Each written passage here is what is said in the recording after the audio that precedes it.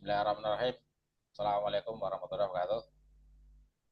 Waalaikumsalam warahmatullahi wabarakatuh. Kita berjumpa lagi dalam perkuliahan sejarah pendidikan dan pada kesempatan kali ini kita akan menampilkan presentator kita, Saudara Muhammad Zaki Yusuf Firmansyah dengan topik observasi pendidikan pada masa Mesir ya. Ya, Jadi, silakan. Seperti biasa, waktu prestasi maksimal 20 menit ya. Setelah itu dilanjutkan dengan sesi diskusi. Silakan Saudara Zaki. jadi, Bismillahirrahmanirrahim. Assalamualaikum warahmatullahi wabarakatuh. Waalaikumsalam. Melanjutkan presentasi kemarin, teman-teman, berikut merupakan hasil observasi saya pada pendidikan Mesir.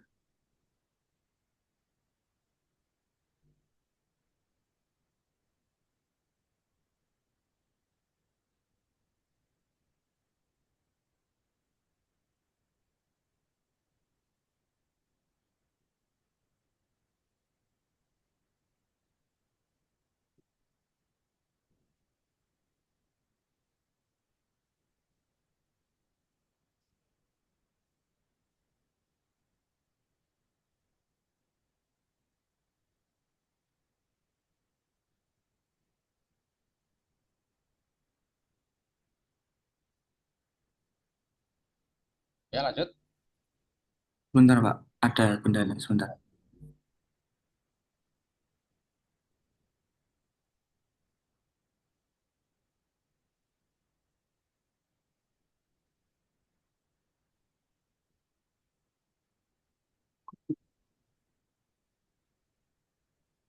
Terjeda ya.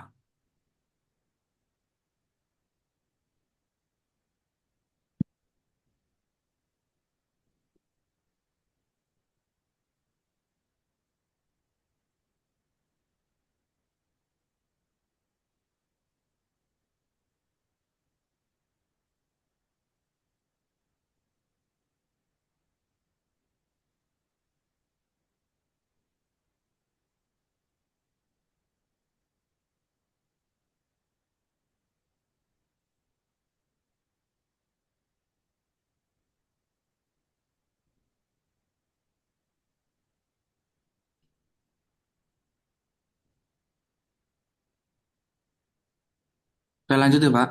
Ya. Sebagai informasi, pertama, Al-Azhar sebagai universitas ataupun lembaga pendidikan yang berkualitas. Kemudian yang kedua, biaya hidup yang terjangkau, khususnya pada daerah kota Mesir yang mana ada pada lingkup lembaga pendidikan Al-Azhar ini. Kemudian yang ketiga, budaya Islam yang kerap dikunjungi oleh wisatawan asing, bagaimana masyarakat Indonesia yang notabene beragama Muslim. Kemudian majelis talaki ataupun majelis cendekia yang mana banyak sekali yang ditemukan cendekia-cendekia ataupun pemikir-pemikir Muslim yang ada di sana. Kemudian yang kelima, biaya pendidikan yang semuanya ditanggung oleh pemerintah Mesir. Dan yang terakhir, sebagai informasi, terdapat 8.000 pelajar Indonesia pada tahun 2023, di mana semua kalangan dari berbagai wilayah Indonesia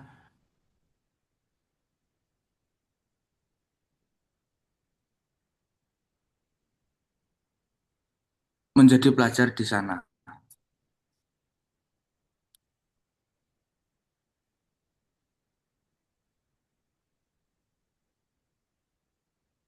Dan ini adalah dampak ataupun yang menjadi lompatan mengenai modernisasi pendidikan yang dibawa oleh Napoleon Bonaparte selama penaklukannya terhadap Mesir pada tahun 1798 sampai 1799. Secara historis, perkembangan dan perubahan pendidikan Mesir dimulai pada saat mendaratnya Napoleon Bonaparte pada tahun tersebut di Mesir karena merekalah yang mengenalkan kemajuan Barat. Di saat itu, kerajaan Utsmani dan kaum Mamluk yang menguasai Mesir sudah sedikit melemah. Napoleon mendarat di Alexandria pada tanggal 2 Juni 1798 dan keesokan harinya kota pelabuhan yang penting ini jatuh. Pada 9 hari kemudian, Raset, suatu kota yang terletak di sebelah timur Alexandria, jatuh pula pada tanggal 21 Juni. Tentara Napoleon sampai di daerah piramid di dekat Kairo. Pertempuran terjadi di daerah situ oleh kaum Mamluk karena tak sanggup melawan senjata-senjata daripada meriam Napoleon lari ke Kairo. Terkutip Nasution 1979 halaman 1974 halaman 29. Kedatangan Napoleon ini ke Mesir bukan hanya membersamai tentara. Dalam rombongannya terdapat 500 orang warga sipil dan 500 wanita. Di antara kaum sipil tersebut terdapat 167 ahli di berbagai bidang ilmu pengetahuan. Napoleon juga membawa 2 set alat percetakan dengan huruf Latin, Arab, dan Yunani.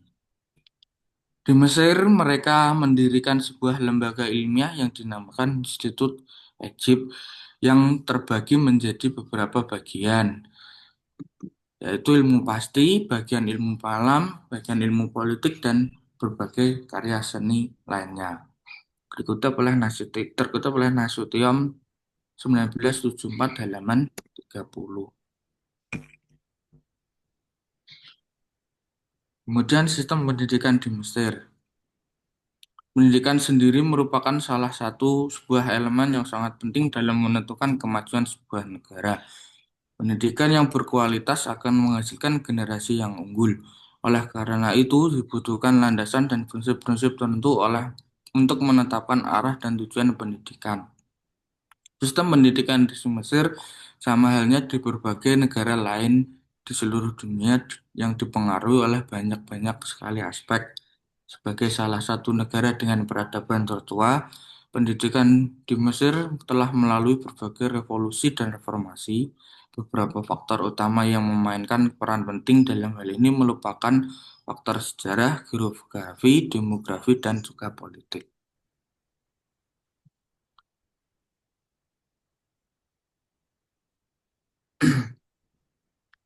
Kemudian, landasan filsafat pendidikan. Dalam sistem pendidikan Mesir, tujuan pendidikan adalah untuk mendidik akal atau jiwa serta mencapai kebahagiaan hidup di dunia dan akhirat yang dilakukan dengan cara mengembangkan potensi anak didik sesuai dengan batas-batas perkembangan mereka. Diharapkan proses pendidikan ini dapat membentuk individu Muslim yang memiliki karakter seimbang, yang tidak hanya memprioritaskan pada aspek kognitif, tetapi juga diselaraskan dengan aspek afektif dan juga psikomotoriknya.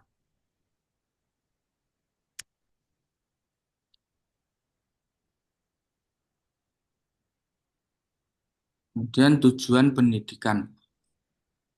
Pemerintah Mesir menyatakan pentingnya pengembangan ilmiah dalam sistem pendidikan. Oleh karena itu, diputuskan untuk melakukan peninjauan kembali terhadap konsep, struktur, fungsi, dan manajemen pendidikan. Mesir juga telah memprogramkan wajib belajar. Masyarakat diharapkan agar mampu membaca, menulis, dan mendapatkan pendidikan yang memadai, serta mampu memanfaatkan ilmu pengetahuan dan teknologi untuk menjadi komunitas yang produktif. Adapun Kementerian Pendidikan Mesir menyatakan dengan lebih rinci tujuan utama pendidikannya adalah satu, untuk menegakkan demokrasi. Dalam artian pendidikan yang dimaksud untuk menegakkan demokrasi dan persamaan kesempatan serta membentuk individu-individu yang demokratis. Kedua, sebagai pembangunan bangsa secara menyeluruh. Dengan artian pendidikan ini juga dimaksudkan sebagai pembangunan bangsa secara menyeluruh, yaitu menciptakan hubungan fungsional antara produktivitas pendidikan yang dikaitkan dengan pasar kerja. Kemudian menggiring masyarakat pada pendidikan sepanjang hayat. Dalam artian pendidikan harus mampu menggiring masyarakat pada pendidikan sepanjang hayat melalui peningkatan diri dan pendidikan diri sendiri. Kemudian bentuk struktur pendidikan. Secara struktur pendidikan Mesir terlihat sentralistis, di mana hal tersebut dapat dilihat dari beberapa jenjang sekolahnya sebagai berikut. Yang pertama, pendidikan dasar, sama seperti halnya pendidikan yang ada di Indonesia, yaitu pendidikan dasar, pendidikan menengah, dan juga pendidikan tinggi. Kemudian manajemen pendidikan yang di Mesir. Satu, bersifat otoritas. Sistem pendidikan di Mesir dikelola oleh pemerintahan negaranya sendiri. Kementerian Pendidikan di Mesir juga bertanggung jawab atas berbagai aspek pendidikan, mulai di jenjang prasekolah hingga pendidikan tinggi yang berupa mencakup sebagai perencanaan, kebijakan atau pengendalian mutu atau koordinasi dan juga pengembangan dalam riset pendidikan. Pejabat pendidikan di Mesir juga bertugas untuk memastikan pelaksanaan program pendidikan di lapangan. Mereka jugalah yang bertanggung jawab atas lokasi atau pembangunan serta pengawasan agar setiap daerah berjalan dengan lancar. Hmm. Selain itu, lembaga pendidikan di Mesir juga berusaha untuk mendorong agar partisipasi masyarakat melalui kontribusi dana atau dengan kata lain mereka juga memiliki tanggung jawab penuh untuk memastikan bahwa operasional pendidikan berlangsung secara efisien. Kedua adalah pendanaan. Alokasi dana pendidikan di Mesir mulai ditingkatkan jumlahnya dari tahun ke tahun sebelumnya.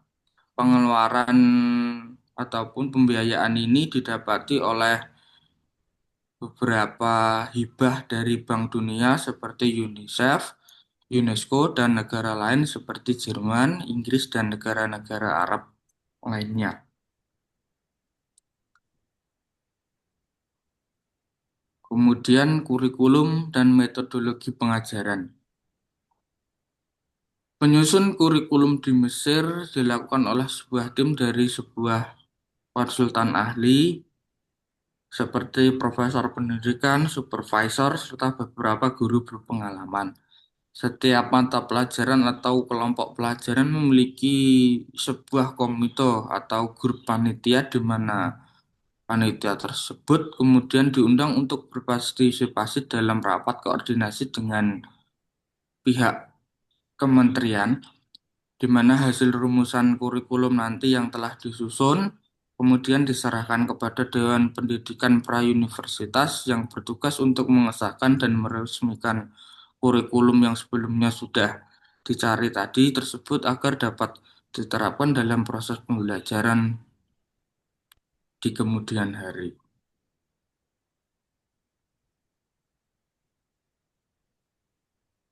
Kemudian penutup, pembaruan pendidikan di Mesir merupakan upaya yang bertujuan untuk merekonstruksi dan memperbaiki sistem pendidikan di negara Mesir tersebut. Inisiatif ini didorong oleh kesadaran akan pentingnya meningkatkan kualitas pendidikan, mengatasi tantangan yang ada, serta mempersiapkan generasi muda Mesir untuk menghadapi perubahan global dan tuntutan pasar kerja yang semakin kompleks. Sistem pendidikan di Mesir telah mengalami berbagai perubahan sepanjang waktu. Namun terdapat beberapa karakteristik utama yang dapat dijelaskan mengenai sistem pendidikan di negara tersebut. Sistem pendidikan di Mesir terbagi menjadi beberapa tingkatan. Ini mencakup pendidikan prasekolah, pendidikan dasar yaitu wajib atau wajib belajar selama 9 tahun, kemudian pendidikan menengah dan pendidikan tinggi. Pendidikan dasar dan pendidikan menengah meliputi dua tahap, yaitu pendidikan dasar selama 6 tahun, 6 tahun pertama dan pendidikan menengah selama 3 tahun. Selain itu, tersedia pula pendidikan non-formal. Manajemen pendidikan di Mesir ini mirip banyak halnya di berbagai negara lain, melibatkan berbagai pemangku kepentingan yang bekerja sama untuk memastikan penyelenggaraan pendidikan yang efektif, berkualitas, dan berkelanjutan. Terima kasih, teman-teman. Ya, terima Iya, kasih Saudara Zaki Yusuf Firmansyah atas prestasinya tentang pendidikan Mesir ya. Ya, iya, silakan. Pak. Ada yang mau disampaikan? Pertanyaan, pernyataan, atau komentar, atau menambahkan barangkali?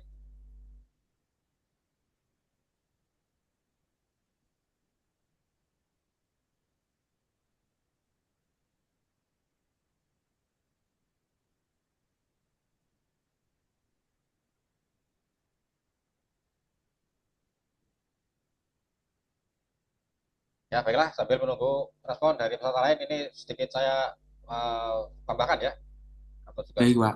mereview ya tentang pendidikan di Mesir ya. Ya, Mesir ini termasuk daerah yang sudah berperadaban tinggi ya sejak masa lalu ya, sejak masa kuno ya, hingga menjadi salah satu pusat peradaban dunia di masa lalu. Mesir ya.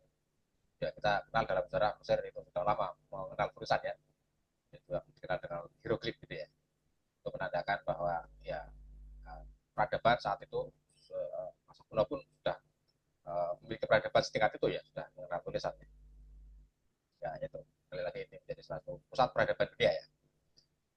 Terus Mesir di masa kuno ini sebelum datangnya agama-agama ya, itu dulu menganut politeisme ya,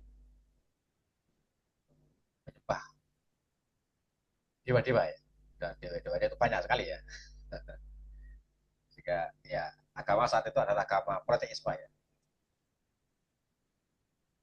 dewa-dewa, banyak dewa-dewa. Dan pendidikan karena ini uh, apa agama saat itu adalah bersifat politeisme, namun demikian ini tetap menjadi salah satu fokus ya pendidikan agama. Agama yang bersifat politeisme ini sejak dulu, sejak masa kuno ini sudah menjadi prioritas ya, tujuan penting dari pendidikan Mesir di masa kuno, pendidikan agama. Kan pada masa itu banyak dilakukan di kuil-kuil ya. Ya kalau sekarang tempat-tempat ibadah ya, pada masa itu ya kuil-kuil ya. Dan penyelenggara pendidikannya adalah tokoh-tokoh agama saat itu ya, yang punya otoritas, punya uh, kemampuan potensi ya untuk mengajarkan ajaran-ajaran agama yang bersifat politeis ya, para dewa-dewa itu ya. Nah, biasanya banyak bersumber dari pujian-pujian terhadap dewa-dewa ya.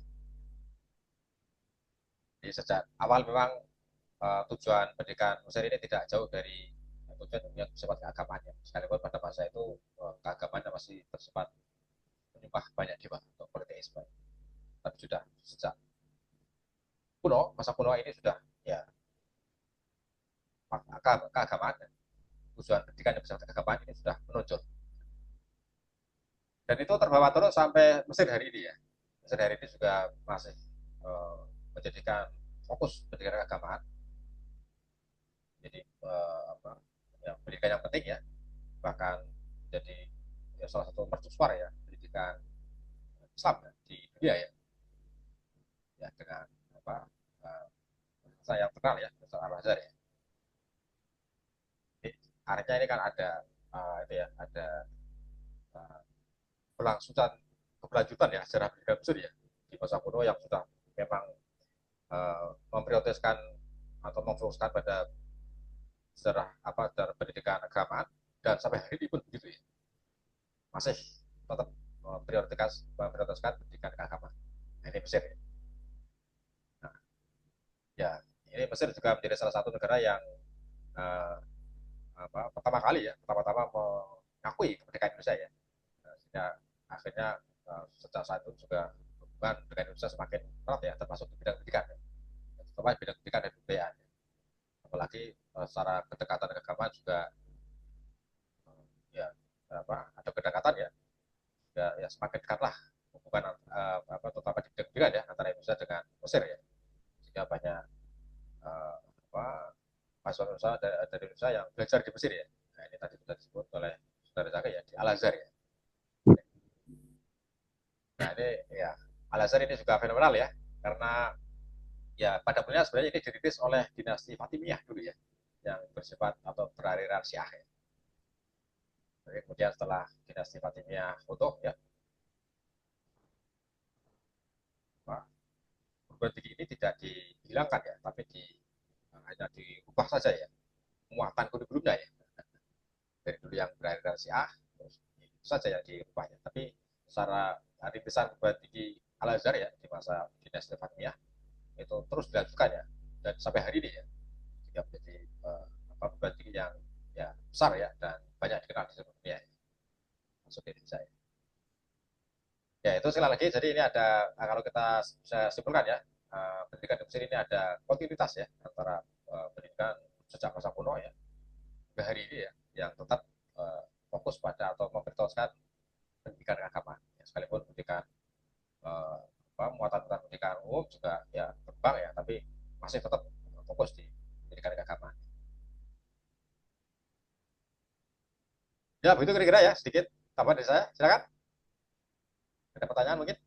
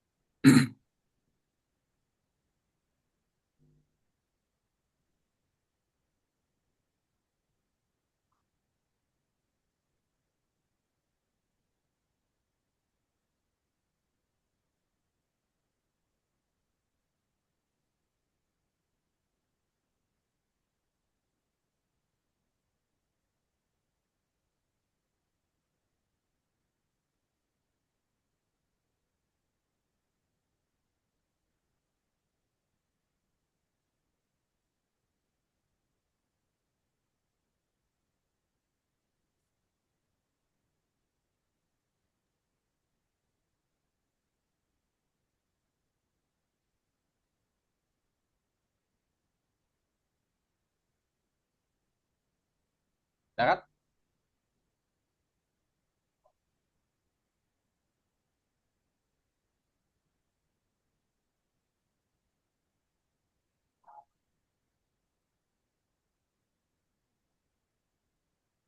Ya ini nanti bisa kita ini kan kita mau mulai ya memasuki sejarah pendidikan dunia ya, di berbagai negara ya, termasuk Mesir ini ya. Nanti setelah ini ada pendidikan di India ya, kemudian ada di Cina ya. Nah, ini kita ambil sampel saja ya. Nanti bisa kita bandingkan ya antara Oke. Mesir, India, Cina, terus Yunani, Romawi ya. Itu nanti kita bisa bandingkan ya. Kira-kira bagaimana gambaran garis perkembangan pendidikan di masing-masing negara ini ya. Apakah ada keberlanjutan seperti Mesir misalnya ya, yang dulu sejak zaman kuno sudah fokus ke pendidikan keagamaan sampai hari ini. Cina nanti bagaimana? Apakah begitu? India juga bagaimana? Apakah begitu atau berbeda ya? Masuk nanti Yunani, Romawi, sejak masa kuno itu gimana ya perkembangannya? Ya, terutama karena ini sejarah ya, sih melacaknya jauh ya sejak masa kuno ya, sehingga bisa kita lihat perkembangannya masa kuno itu bagaimana, terus ya kira-kira dengan masa kuno itu ada keberlanjutan enggak hingga masa kini ya? Ada pengaruhnya enggak dengan masa kini? Ya seperti pendidikan di Indonesia lah ya ini ya. Ini kan sejak awal dulu pendidikan Indonesia sudah bersifat keagamaan ya. Banyak nuansa keagamaan yang mewarnai ya pendidikan Indonesia di masa lalu, di masa masa kuno ya. Dan dengan tangan bahasa barat ada pengaruh keagamaan ya, karena salah satu misinya adalah keagamaan, tapi juga ternyata lebih kuat ya pengaruh pendidikan yang non keagamaan. Sehingga sampai hari ini pendidikan di Indonesia ini yang lebih uh, menonjol ya, itu pendidikan yang non keagamaan, artinya pendidikan umum lah ya. Yang hari ini ya terutama di tingkat tinggi ya, perguruan tinggi yang sekarang besar ya di Indonesia itu banyak yang dulu berlatar belakang bukan pendidikan keagamaan. Nah, sementara pendidikan pendidikan keagamaan ini ya sudah mulai berkembang muncul ya sudah apa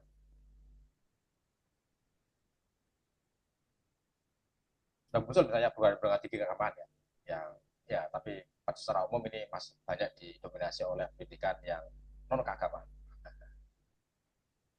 Ya, ini saya sedikit mengutip ya kata-kata dari almarhum Nurholis Majid ya.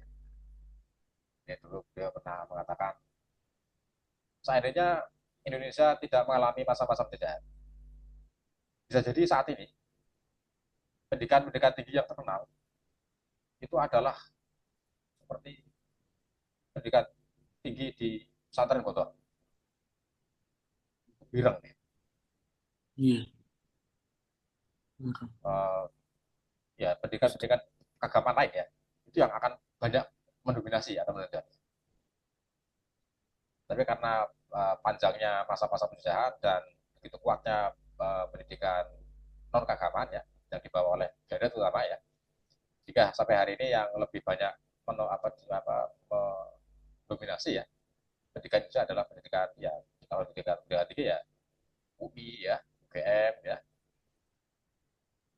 TB ya, TS ya, itu yang uh, berakar pada tradisi pendidikan model Belanda ya, model Barat termasuk kampus kita ya dengan tradisi model pendidikan Belanda ya, kampus-kampus tinggi umum ya, itu yang banyak menonjol gitu ya.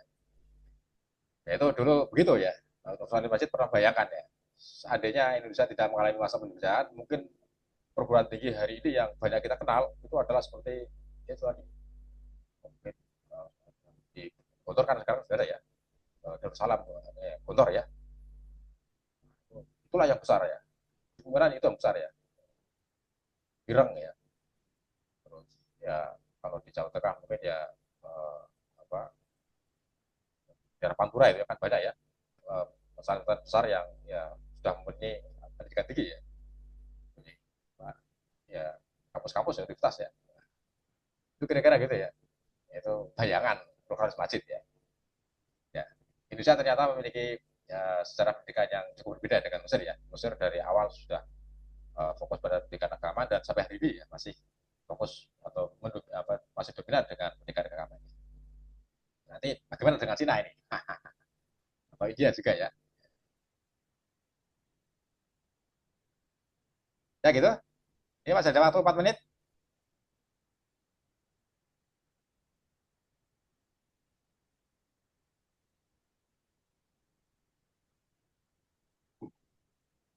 Cukup. Kalau cukup nanti kita lanjutkan pukul 8.45 ya. Sesi kedua. Iya, Ya, inilah kita akhiri untuk sesi ini ya. Terima kasih Saudara Zaki Yusuf Firmasa atas iya, prestasinya Bang. ya dan khususnya ya. Kita akhiri dulu. Iya. Wassalamualaikum warahmatullahi wabarakatuh. Waalaikumsalam warahmatullahi wabarakatuh. Waalaikumsalam warahmatullahi wabarakatuh.